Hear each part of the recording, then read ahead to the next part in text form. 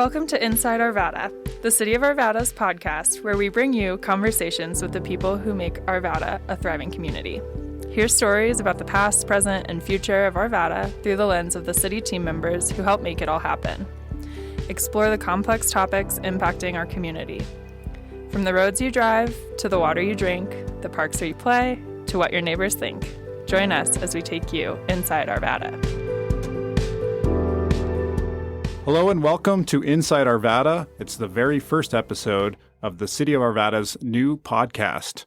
I'm one of your hosts. My name is Sean Starr. I'm the Communications Manager with the city's Parks and Sustainability Department. And I'm here with my co-host, Katie Patterson. Hi, Katie. Hey, Sean. Yeah, I'm Katie Patterson with the Infrastructure Work System. I'm our Communications Manager and support all of our public works and utilities teams. Yeah, and our first episode is featuring Adelle Burton. She is the Special Events and Public Arts Manager with the city. She started with the city in 2019 as an assistant, and since 2020, she's been leading the city's festivals and events. And perfect time to have Adelle on with our biggest event of the year coming up, the Arvada Kite Festival on April 14th. Just a really fun interview with Adelle. She recently had a baby and returned from maternity leave, so it's great to have her back in the office, especially as we get busy with festival season. Full steam ahead. Yeah, she's such a great personality and really great to talk to, and I loved hearing about all of the behind the scenes work that goes into the festival and the number of community members and volunteers that they need to help put that in all of the festivals on. Really, it was really amazing. So excited to get into the interview. All right, Adelle Burton, thank you so much for joining us. You're the first official guest on Inside Arvada. Couldn't think of anyone better to be our first guest. Let's begin by sharing what you do for the city and a little bit about yourself. Yeah, thank you. Thanks, Sean and Katie, for having me. I am the Special Events and Public Arts Manager for the city. I work with the Festivals Commission and the Arts and Culture Commission. So we had Winterfest to kick things off in February, and then now we have our biggest event coming up on April 14th. It's the Arvada Kite Fest. Highly encourage anyone to check it out if they've never been there. It's just such a fun and unique experience, a great way to celebrate the start of spring. Tell us a little bit more about this year's event and what sort of things people can look forward to. Yeah, so Kite Festival, big favorite in the community at the Stenger Sports Complex. So lots of room for flying kites. We've got the Rocky Mountain Kite Association that will be out there doing kite demos. They've got giant kites that sometimes take multiple people to fly. Cool. So they'll be out there doing some demos. We've got hundreds of vendors, tons of food trucks. We'll have inflatables for the kids, face painting, all of that. The activities for the kids will be free.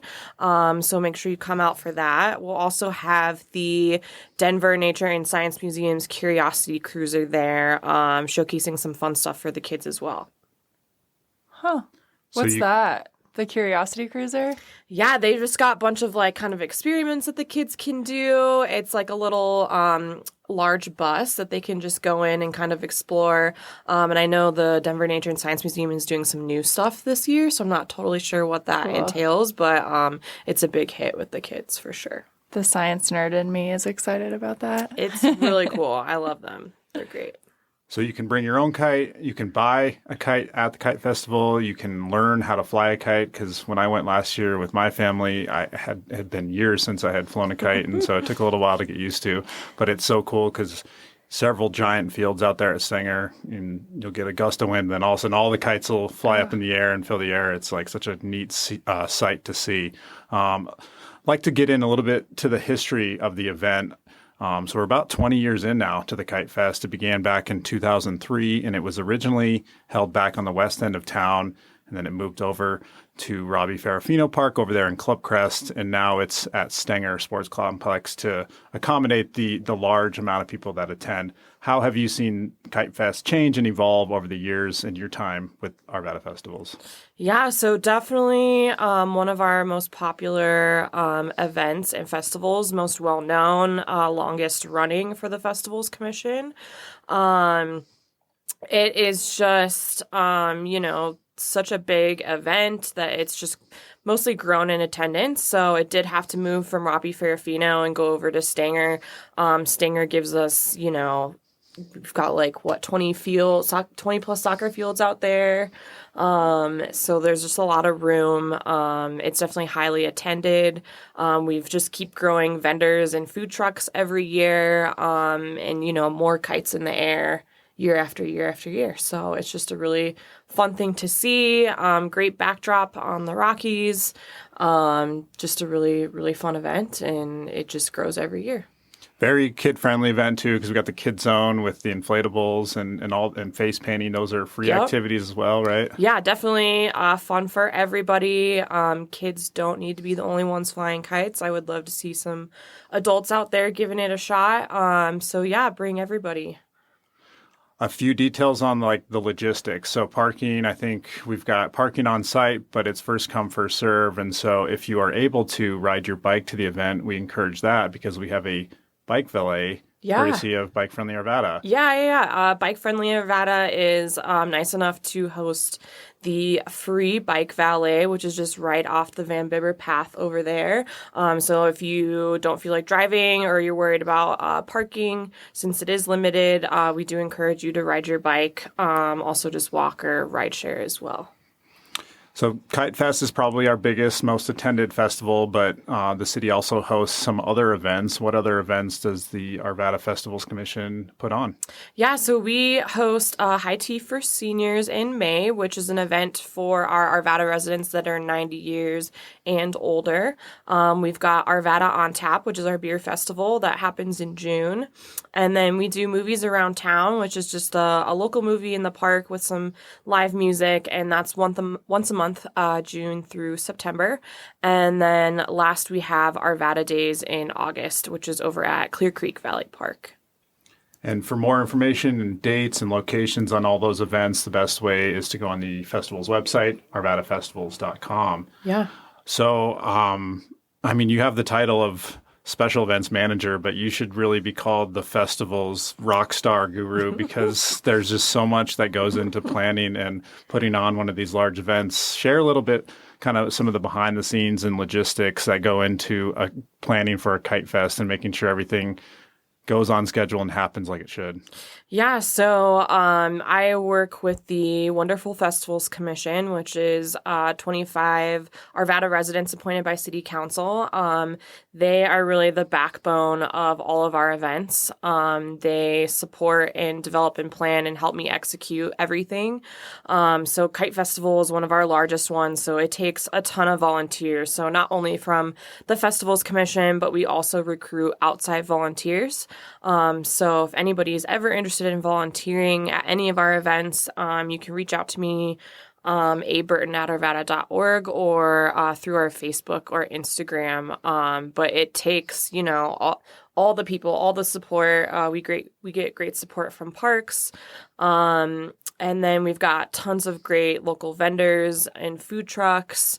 And then just, the Rocky Mountain Kite Association. So it just takes a lot of people, a lot of moving parts, and just a lot of teamwork to get these events done. Absolutely. I'm always amazed. So there's, your full-time position. You have an assistant who is full-time, part-time? Yeah, Layla is part-time. She's actually did a lot of Winterfest by herself this year as I was out on maternity leave. This will be her first Kite Festival. I know she's really excited, but definitely couldn't do it without her.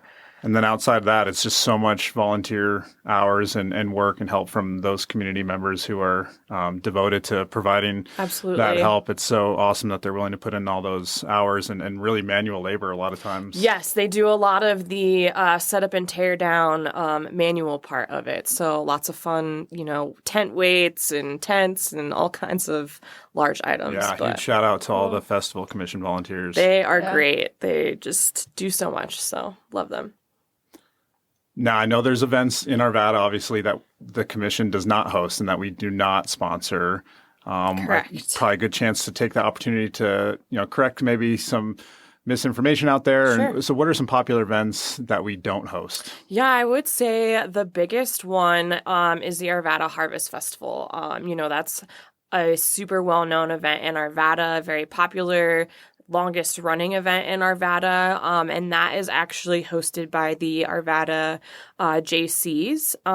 The City of Arvada Festivals Commission has never organized that event or hosted it. So, the city is there to support the JCs as needed, but we are not the ones who plan or execute that event. So shout out to the JCs for hosting that one.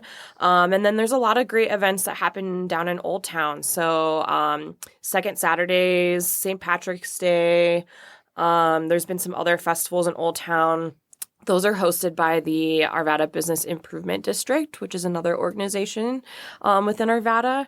And then I'm trying to think of what other large events. I think those are the biggest ones.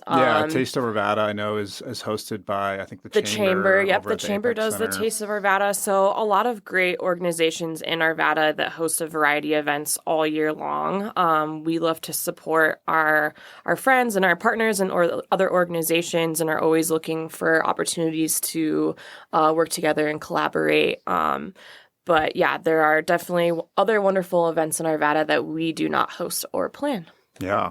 Going back to the movies around town, that'll start in June. We'll have the first 3 determined at different parks, but then the last one, we always put a vote up to the community. We'll give them some options, and the top vote getter will be the movie that we show and the final movie around town in September. Do we know any of the movies that'll be shown this summer yet? The commission is still working on some choices, but I want to say I think Barbie will be on one of those choices for sure.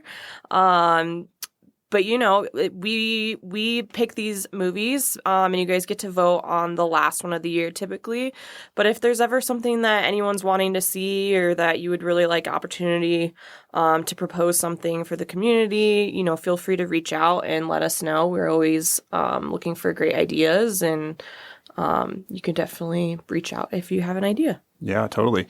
Now, you're not just a special events manager, you're also the public arts manager for the city. Tell us a little bit about that part of your job. Yeah, so I get to also work with the Arts and Culture Commission, which is a committee of 9 Arvada residents, really wonderful people that are in the art community. And we help commission a lot of the public art around the city. So we most recently, last year, completed a project near Arvada City Hall by the post office. It's a huge mural on the cement wall on the east side of the post office by Marco Garcia. Just a really, really beautiful mural that's really cool. And then this year we've got a bunch of projects coming up. We're working on a sculpture by Highway 93. We've got a bunch of other murals that we're working on. Some of those will also require community involvement. So this will probably be the busiest year in terms of projects for the Arts and Culture Commission. We also did Babe Walls back in 2020. Or 21, which was a big festival that we did off of the Ralston Creek Trail. So there's a bunch of murals over there if you have not seen those. So definitely go by and check it out. But the Arts and Culture Commission is just always trying to, bring more public art to the city. We do have a lot of limitations around grants right now, but that's something that we're trying to work on so that we can continue to support local artists in Arvada.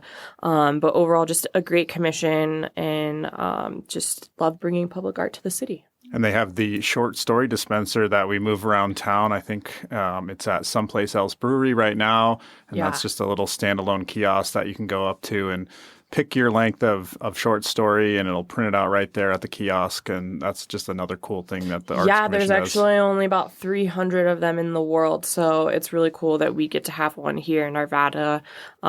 Like Sean said, we move it around. So if you own a business in Arvada and are interested in hosting the machine, reach out, and we can give you a little bit more information about that. Awesome. All right, I'm going to turn it over to Katie for our lightning round. Okay, so we're going to do some quick fire questions, and there's about 5 of them. So get ready. You ready? Ready. Okay. Let's go. So what is your favorite thing about Arvada? This can be a place, a fact, or even a hidden gem. I think I don't know if it's my favorite thing, but one of the most interesting is that a lot of people don't know that Arvada used to be the celery capital of the world. Yeah.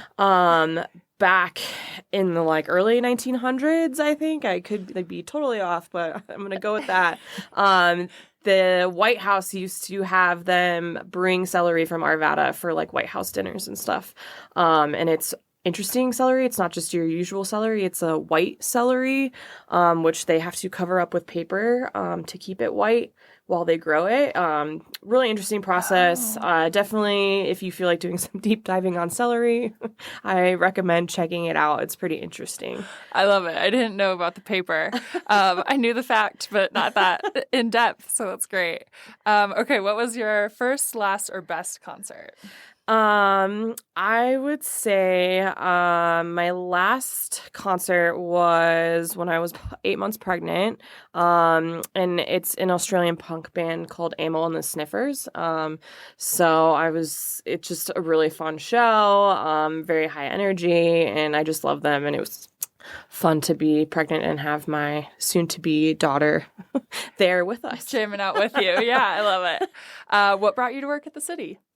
I had just heard really, really great things, and I had a friend who had worked for the city and just had nothing but great things to say. And I just always loved planning community events. And so it was just a really, really great opportunity to come and work with Arvada and do that. Yeah, that resonates. What was your first job? My first job was as a lifeguard. Ooh, me too. Besides babysitting. Yeah, right. And what was your favorite project that you've gotten to do in your time with the city? Favorite project. I think so far, we've got a lot of great projects coming up with the Arts and Culture Commission this year. But last year doing the post office mural was really cool. It was just a giant mural that Marco did, and it just looked really great. And we did the whole process from doing the call for entry for artists, and we got over 70 entries, and being able to go through and review all of those, and then work with a couple other community people to select the artist was really fun. Yeah, and we actually have a YouTube video of that process, so we can put that up in our show notes too. Yeah, along definitely. with the festival's webpage. Yeah, it's a beautiful mural. It came out really great. Very cool. Well, thanks for being here with us. Thanks for having me. This was a great conversation. Yes, thank you so much, Adele. We appreciate everything you do for the city, and welcome back. We've missed you, and congratulations on being a new mom. Thank you. Thanks for having me. It's good to be back. We'll see you out at the Kite Festival, April 14th at Stenger Sports Complex. And if you see Adele, say hi, or any of her festival commission members. They'll be the ones in the blue vests walking around doing all the work. So we'll see you out there. Yeah, and quick fun fact. I don't know if it's fun, but there is a limitation to wind for flying kites. So you cannot fly kites in wind that is over 25 miles per hour. It gets a little dangerous, imagine that. So if it's windy that day, over 25 miles an hour, we may run into some problems, but weather dependent. Yep, weather dependent, okay. But we're looking for some wind, but not too much just wind. Just the right amount of wind. Yep. Yes. Sounds great. Thank you so much. Thanks, guys. Adele. And before we let you go, beyond the Kite Festival, there are some other upcoming and ongoing events and programs that we just wanted to share with you all. And so first, the West 72nd Avenue Corridor Bond Project to widen the road is having a community meeting on April 10th at the First United Church of Arvada. That's right there at Sims and 72nd. And so for more information about that event and the updates they'll be providing, you can visit the project webpage at arvadaco.gov. Then we also have Resource Central programming happening right now and throughout the summer.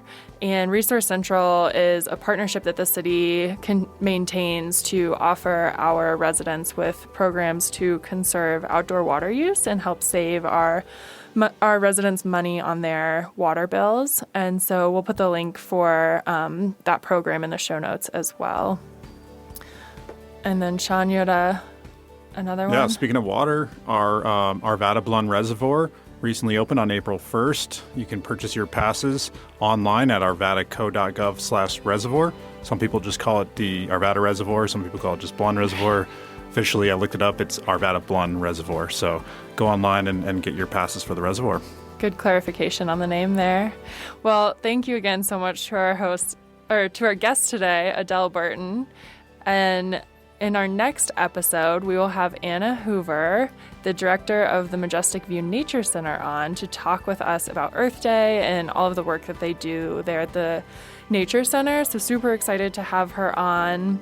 And then please stay in touch with us. We have a website, arvadaco.gov/podcast, where you can subscribe to the show and you can reach out to us with the questions that you have or the topics that you'd like to hear more about to help inform the content that we're providing you. So please, thank you to our listeners, and subscribe, rate, and review the podcast. And we'll leave you with this fun fact about kite flying. The Guinness Book of World Records for the longest continuous kite flying was 180 hours, set back in 1982 by Edmonds Community College. And that's just over a week long. It's a week and a half. So take that fun fact with you and share it at the Kite Festival. Whoa. Thanks, Sean.